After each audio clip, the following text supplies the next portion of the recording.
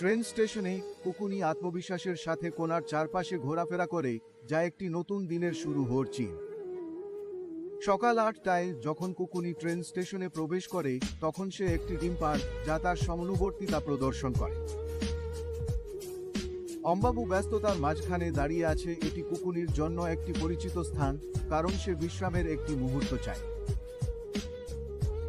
গাতিভাই স্টেশনে পৌঁছেছে।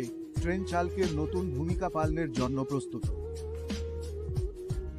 ট্রেনটি রেলপথে দ্রুত চলে, ব্রেকগুলি দীর্ঘ সময়ের জন্য চিৎকার করে এবং ঝড় আসে। অব্যবস্থার মধ্যে একটি পাকা আমের ঝুড় মাটিতে পড়ে যায় এবং কুকুনি একটি ডিম পায়।